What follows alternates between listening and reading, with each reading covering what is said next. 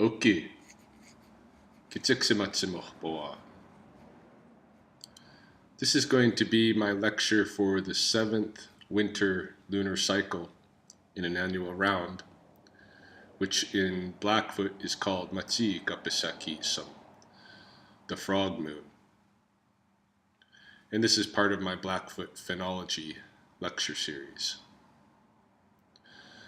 Now the frog moon, as I said, is typically the 7th winter lunar cycle. But in a year when we get a Matsiyikkapksaiki'somm, or a deceptive moon, coming in during the winter, then the frog moon hops over to become the first summer lunar cycle. And in those years, which are basically our leap years, we'll have 7 winter lunar cycles and 6 summer lunar cycles. In your average year, though, Matsiyikkappisaiki'somm is the last or 7th winter lunar cycle, and then we move into a 5-cycle summer. It's only when the every 3rd or 4th year when you get the leap year coming in. But in any case, Matsiyikkappisaiki'somm typically occurs sometime, usually starts in April and rolls into May, when you get that first sliver of a new moon in April, and then goes into May. Now on some of the leap years, though, you may end up with Matsiyikkappisaiki'somm being, as it was in 2011, as I show here, pretty much just straight the month of May. But that's not usually the case. Usually it starts in April and goes into May. And it's called Matsiyikkappisaiki'somm after the singing that is conducted during this time by Matsiyikkappisai, the boreal chorus frog. And this frog was involved in the initial negotiations and transfer of the beaver bundle. When asked to come and give something, contribute something to the bundle, he moved forward, and Namski, the tiger salamander, teased him and mocked him for not having a robe, for just being naked. Pushed him over, and the frog fell on his back, and he held up 4 fingers on one hand and 3 on another, and told the assembled animals that what he was contributing to the bundle would be 7 winter lunar cycles, during which all of their fur and feather would be thick and luxurious, and the human beings would want to kill them for it. But yeah, this is the time of year when the chorus frogs are singing. They're singing, it's the males that are singing to attract mates. And it's a ubiquitous sound of the outdoors for this particular time of year. Now you'll notice as we move into the summer lunar cycles, and we've already seen with Sa'aki'somm, the duck moon, and Pitaki'somm, the eagle moon, that most of the Blackfoot lunar cycles are named after reproductive eras or reproductive times, and this is the case as well with Matsiyikkappisai. So the frogs are out, as well as other amphibians and reptiles. At Spopikimi, which is my name for my main study site, Turtle Waters, where there's painted turtles, Spopiks. Spopi means they sit on top. And the Spopiks, they come out during this lunar cycle. The young that were hatched last fall will also dig their way out of their underground nests and into the water. And they become part of the summer feast of babies. Some birds, like great blue herons, can easily pierce through the shell of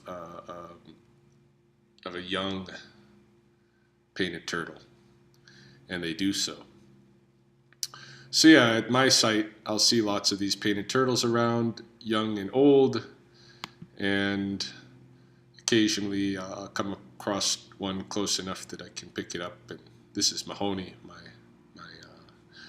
better half, holding one of the painted turtles, and you can see the color, the bright reds and yellows and such underneath that give it its painted turtle name. Now these guys, in terms of Blackfoot culture, contributed to the beaver bundle's tobacco planting complex. And during the tobacco planting ceremony, there's a fertilizer that's mixed with the seeds. And this is done in a large rawhide bowl that is painted to represent the painted turtle shell. And in each of the segments of that shell, there'll be a different contributing aspect, like an animal sometimes, or a plant that contributed toward the fertilizer. It all goes in there, and then it is made into pellets to plant. So the painted turtle gave his shell, and when that shell, what the rawhide bowl that represents that shell, when it's done being used at a tobacco planting ceremony, it's left as an offering. I only know of one of those bowls in existence. It's in the collections of the Glenbow Institute in Calgary. And in order for them to acquire it, I suspect somebody took it off of a tree where it was left as an offering, but that may or may not be the case. The beavers are, since the water is clear again, of ice, they're able to get out on land and enjoy some of the fresh fare. Beavers have a very diverse diet. If you actually watch them, they're not just eating willow, or they're not just eating cottonwood. They're eating all kinds of plants. And there's some that they eat the greens, and there's some that they eat the roots. This time of year, the beavers will have their pups. They will have mated during the winter, and now they'll have their pups, and those pups will be in the lodge. I think they wean in about I don't even want to guess. I've read about it, and I want to say that it takes like 28 days, like a lunar cycle, for them to wean, but I'm not entirely sure on that. I do know that the young are able to swim fairly quickly after being born, but at least with the beaver family at my site at Spobikimi, they usually keep the young beavers in till later in the summer. You may see female beavers carrying Nebraska sedge and other plants into their lodge to make a bed where they have their nursery. The muskrats, Matsiyikkapisaiki'somm, are of course an ally to the beaver. They'll be mating this time of year. They'll start their mating cycle. So you may see some aggressive behavior by some of the muskrats. Those are usually couples who are trying to keep other adults out of their mating range, the area where they have their lodge and where they're going to do their thing. And you can watch often muskrat love occur. They're not very discreet about it.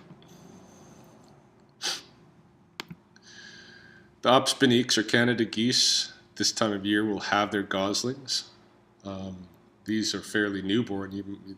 A lot of times during the Matsiyikkapisaiki'somm, the goslings are even a little bit older than this. You may see, as families emerge, you may witness that some become kind of super families. You know, I've counted at times upward of 40, 50 goslings in super families. And what those are situations where goslings of one set of parents will be adopted into a larger family. The more goslings that are together, generally the safer they are against water predators and the like, because they look like a larger body.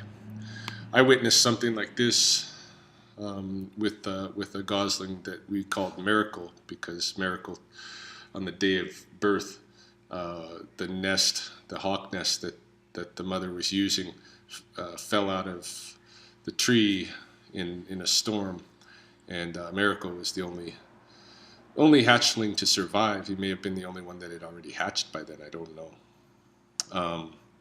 But he was the only one that survived, and so Miracle was adopted into another family. The other family had 3 goslings, and they sent one of those goslings to coax Miracle away from his parents. And we actually filmed this event, and watched Miracle's mom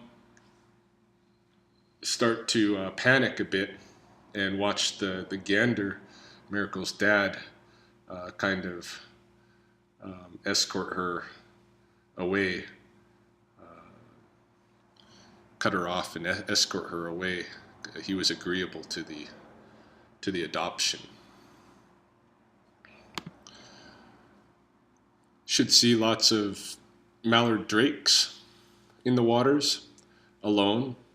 Some of them will be with females, but most of the females during Matsiyikkapisaiki'somm should be sitting on eggs. Mallard nests are usually hidden in areas that are up away from the flood zones, outside of flood ranges, and then hidden in low brush or even tall grass. Buckbrush is a favorite hiding place for mallard nests at my site. Big buckbrush stands. The American coots, Xixxix, which means they're white noses. The American coots will be around, and they will be engaging in orgies. What happens is there's a special mating song that they sing. I can hear it from a long ways away, and so can the other coots. And they'll all go gather in one part of the pond, form 2 lines basically, and one line will show their back end, which has a couple of big white spots. They'll purposely display their back end. The other line, presumably the males, give chase and mate. And so it's kind of an orgy, and I don't know that the coots actually know, who fathers whose nests. But we'll get into that in the next lunar cycle, how they actually go about their nesting, which is interesting. A lot of returning sa'iks or ducks during this time, any that didn't return already during Matsiyikkapksaiki'somm, the duck moon, like Apu'i, the cinnamon teal, which in Blackfoot is just the brown teal. This is actually a new name for them. Their old name was forgotten, so this was a name that the elders had come up with in the last 10 years to call them Apu'i. Similarly, the blue-winged teals, Otskomini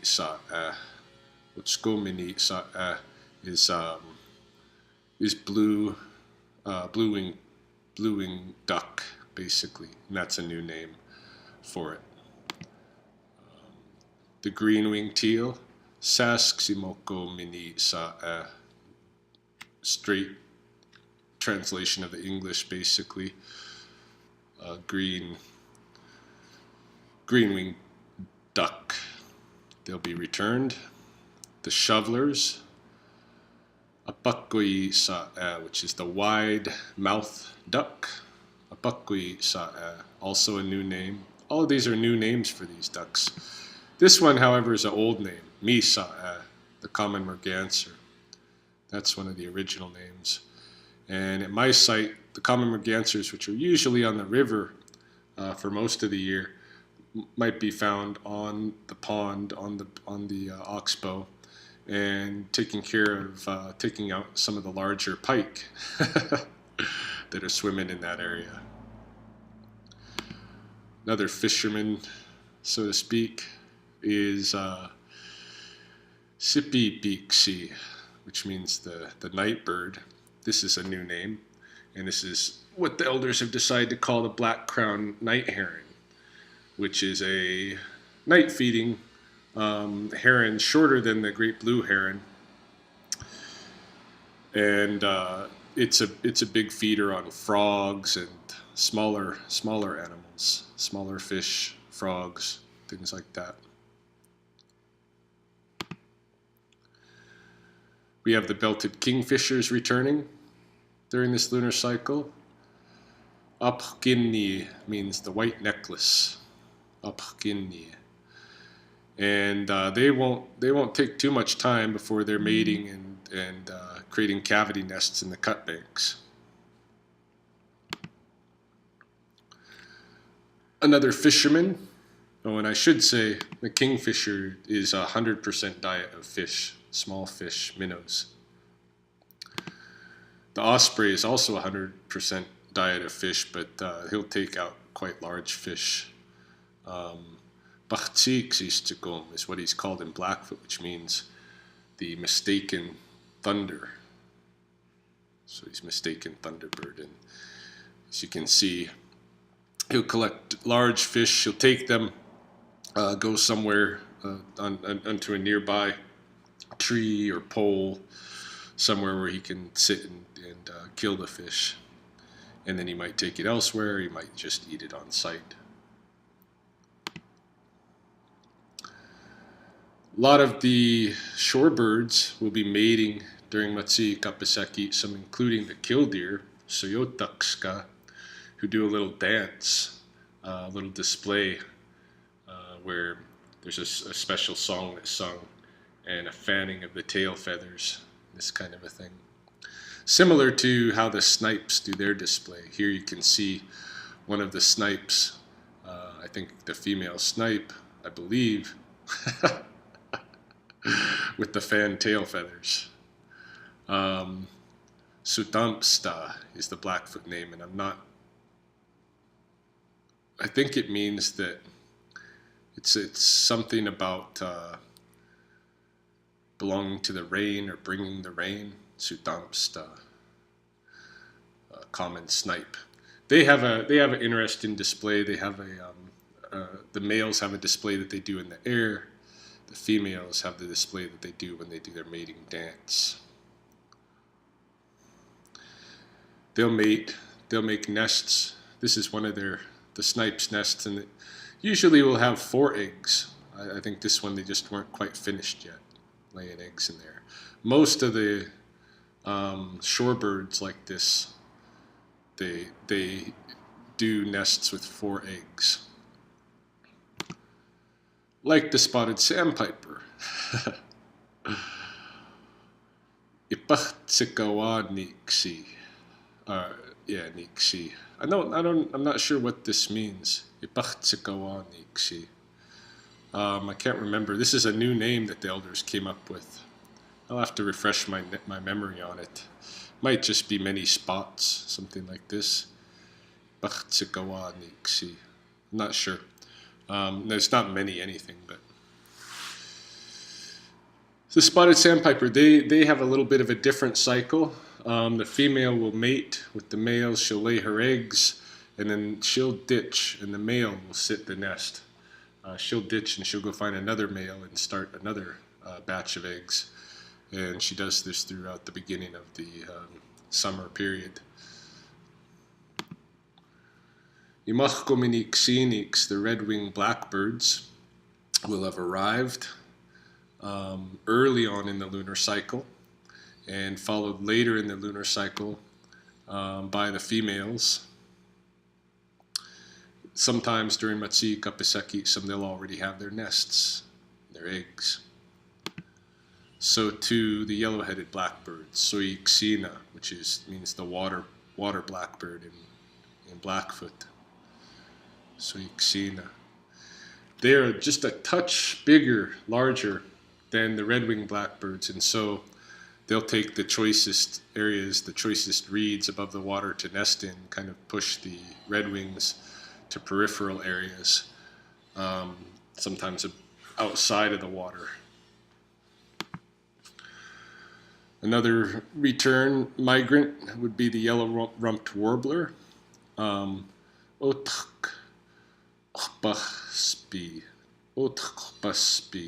This is a new word. This is a new word, and it's not yellow-rumped, it's like yellow shoulder, or yellow side. Hey? The elders didn't want to talk about a rump. It's the male that has the yellow, and they'll be around the beginning of the lunar cycle and all the way through. I find them a lot of times feeding on very small insects like aphids and such.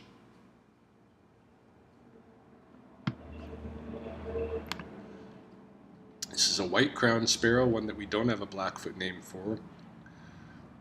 I see them around the pond this time of year. The northern flicker, Matsiyikkapksaiki'somm, will have its eggs in its nest during this lunar cycle, and we'll be attending to those eggs. So too, Matsiyikkapisaiki'somm, the black-billed magpie. Sometimes Matsiyikkapisaiki'somm, this is what the nest looks like, by the way. Well, this is the inside. It's actually a big globe-shaped nest of sticks. It takes about a month and a half for them to construct one of these. It's a lot of work. It's the most elaborate nest in our region. They'll make a big globe out of the sticks, and then in that globe, as you can see here, they build a clay pot or clay bowl. They line that bowl with rootlets, and then they line a particular type of rootlet that I haven't figured out yet. And then they line that rootlet bowl with another small bowl of chokecherry stems, the stems from bunches of chokecherries, and then the eggs on top of that.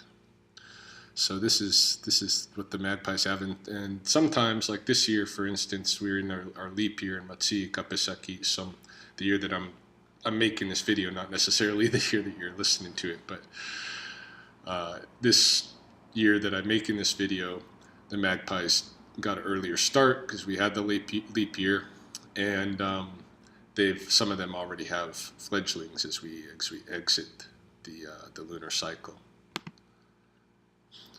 The poplar and cottonwood catkins, flower catkins, come out during the frog moon. And you might spy porcupines around. I don't really know when their mating cycle is, whether it's this time of year or not. I suspect not. I suspect they mated in the winter. That's when I find porcupines adults together or in adjacent trees, but I'm not sure. Asparagus, one of the first food plants to come up. This is an introduced plant, but it's fairly widespread along the rivers in Blackfoot territory. The shoots come up and they're pretty difficult to see. They're very camouflaged, so you got to know what you're looking for and where you're looking for it. And what I usually do is I find the old asparagus from last year. I can recognize the old asparagus. It's a Christmas tree-shaped tumbleweed, and I can look at those sites that have the old asparagus and find the new shoots. Once the shoots start sending off branches, there's only a window of maybe a week and a half to 2 weeks that you can gather them as shoots before they start sending off branches, and then they're too woody to eat. Butterflies begin to emerge. This is Apani. In Blackfoot, Apani is all butterflies and moths, and this is the Mourning Cloak, one of the most ubiquitous of the early butterflies that you'll see. in Blackfoot territory. Also the fire-rimmed tortoiseshell is pretty ubiquitous and very colorful, very recognizable. The western thatching ants, the largest ant species in the territory, Escokinex in Blackfoot, they have their breeding generation during Matsiyikkappisaiki'somm, and so they have basically a generation of winged flies that leave the hive and start new colonies, male and female. You'll also see at the thatcher ant hives smaller black ants along with the larger red-headed thatching ants.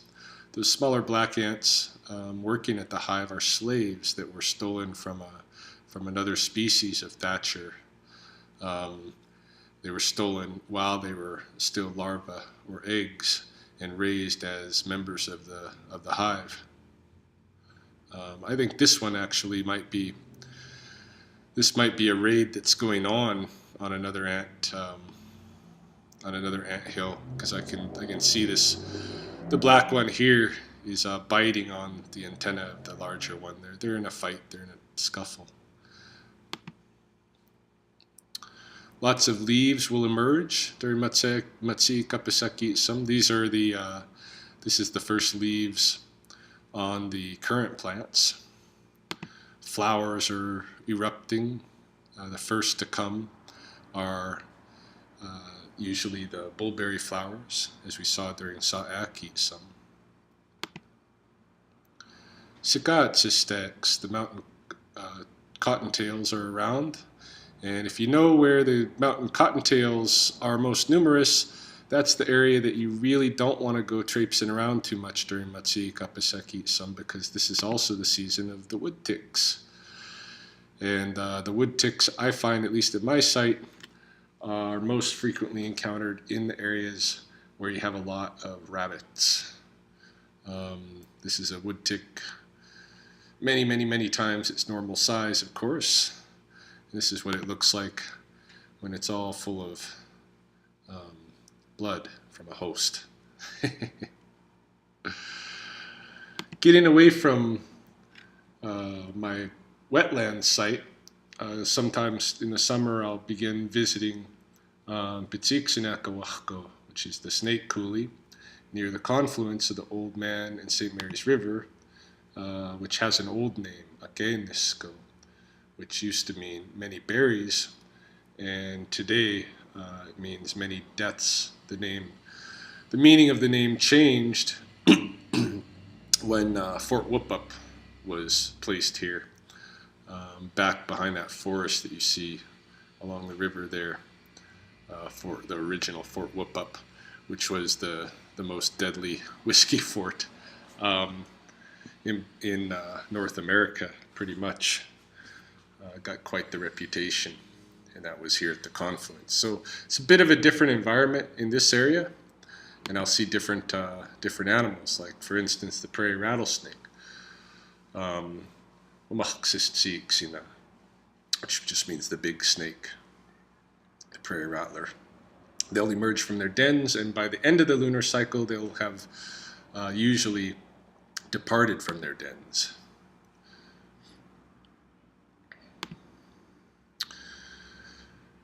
There's great horned owls' nests always in that area, and so I like to monitor those. Those are the nests that I usually watch so that I know whether or not we're having a Matsiyikkapksaiki'somm during the winter, whether or not we're having a regular year or a deceptive moon. So the owls' nests now should be populated with visible owlets. And sometimes by the end of the lunar cycle, they'll have already left the nest, and you'll just find them around the forest. They're not great flyers or hunters or anything as yet.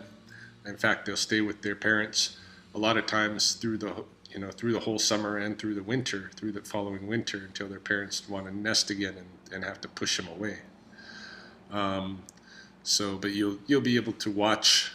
If you know where some of the owl nests are, you can kind of watch these guys progress in their learning and in their physicality through the season. Suhkakomi, which means the heavy throat or big throat. There's a family on the blood reserve, an extended family, the big throats. This is where the name comes from, the American white pelican, who will have shown up, who will have arrived during Matsiyikkapksaiki'somm, but still have a prominent presence on the river during Matsiyikkappisaiki'somm, when we have some fish runs of different sorts. Prairie crocus might still be around, Kipia beaks on the short grass prairie. Definitely moss phlox will be seen. This is one of the first flowers of the year. Low-Townsendia sometimes is the first flower of the season, and this will be present during Matsiyikkappisaiki'somm. Yellow bells, a type of lily whose roots are perfectly edible. Yellow bells can be found this time of year. They are a plant that does not respond well to overharvesting, so if you do come across yellow bells and want to try eating some, don't take too drastic a toll on the community there. Yellow prairie violets, these, the whole plant is edible. If you want to do the plant a favor, you can take just a few of the leaves, or some of the leaves, leave the flowers to go back to seed. The Saline shooting stars, also a typical short grass prairie encounter this time of year. This plant has some medicinal purposes, but I'm not really privy to them. A lot of different insects emerge. So some of the ones that I commonly see during Matsiyikkappisaiki'somm is the sweat bee, the Hunt's bumblebee, Namu in Blackfoot. Namu is the name for bees in general, but every time you have a big category like that, the name itself will evoke one member of that category in your mind most often, and that is the Hunt's bumblebee. Cowpath tiger beetles, the green morph cowpath tiger beetles, and they're mating during Matsiyikkappisaiki'somm, as all the tiger beetles do. Here's the dark morph cowpath tiger beetle in their embrace, as well as the blackbelly tiger beetle and the bronze tiger beetle. A lot of these tiger beetles we have here in Blackfoot territory are very ornate looking, and I believe there's a trade on them with some Asian countries where people like to buy tiger beetles and keep them as pets. They'll keep them in terrariums and then introduce other insects and watch them fly up and pounce on the other insects and kill them, eat them. Big green stink bugs are around, as well as coinus stink bugs. They're pretty ubiquitous, you should see them. On the shortgrass prairie, you'll encounter Photius erraticus dung beetles. These are a holdover from the buffalo days. That's the only reason that they're here, is because they were a beetle that, has a very close relationship with the bison, relying on the dung. And the bison are gone, but the beetles are still here, and they're only here, and they're only in areas where the bison were. Like if you go on the other side of the reason we know they're connected with the bison, because you go to the other side of the mountains, you don't find them. Hey, they're only in the areas where the bison were. Look down into some badger holes, and you may find yourself encountering a black widow. Black widow females will be getting ready to put their eggs out during Matsiyikkappisaiki'somm. They like to use large burrows like badger holes and such, and they can actually trap small rodents, and their venom is made to incapacitate small rodents. The one of the songs that everybody looks forward to on the short grass prairies during Matsiyikkappisaiki'somm is the song of the returning western meadowlark, Matsiyikkapksaiki'somm in Blackfoot. A lot of people will laugh at that name because it sounds like it's referring to his asshole is flaring out. But that's not what it is. It's talking about the door or the opening of the nest of the western meadowlark being flared out. That's what it is. A lot of different sparrows start arriving. You should see this guy, Vesper Sparrows. Bokochsistsi is like the little bird, I think.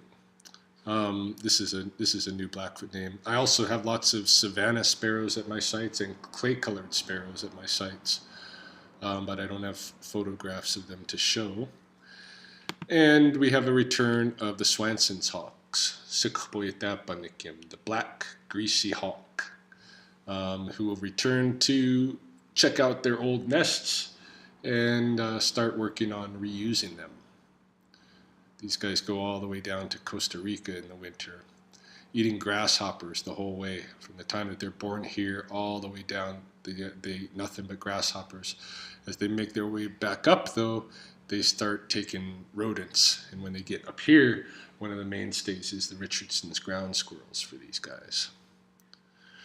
So that's the kind of stuff that I typically see during Matsiyikkappisaiki'somm. It's a very busy lunar cycle.